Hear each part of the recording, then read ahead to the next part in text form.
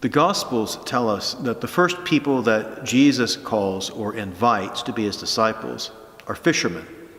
In Luke's Gospel that we hear at Mass this Sunday, Simon Peter, along with James and his brother John, leave everything to become, as Jesus tells them, fishers of men. Why fishermen? Why didn't Jesus first call shepherds or farmers or laborers to be his disciples? They appear far more often in his parables, and he would have known far more about such occupations than those who lived them by growing up in Nazareth, which is far from the Sea of Galilee and its fishermen. Reflecting on this question, Dom Mario Giuseppe Lepori, as a Cistercian abbot in Switzerland, offers an insight that is helpful. He says that such occupations as shepherds, farmers, and laborers are fairly predictable. The farmer knows when to plant and when to harvest. That's dictated by the seasons of the year.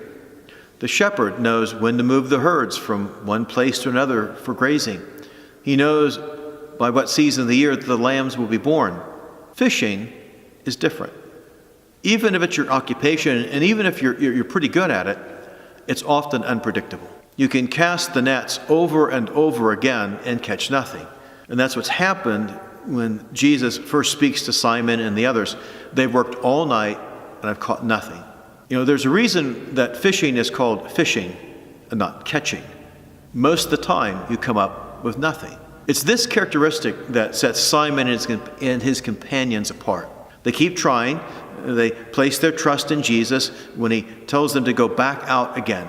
They also are willing to cast the nets into the deep waters, into the unknown, the unseeable, as Jesus has told them. These characteristics, Lepori says, are essential to being a disciple of Jesus. A willingness to live with unpredictability, to take the truth of the gospel that Jesus gives to us, that Jesus is, and take that into the unknown depths of life, and to keep speaking this truth, sharing this truth, and living this truth, no matter how many times the nets are cast and they come back up empty. This is what Jesus calls us to be as disciples, to be his church. Knowing our own sinfulness, as did Simon, but willing to leave it all behind to be a disciple, to bring men, women, and children to the truth of the gospel.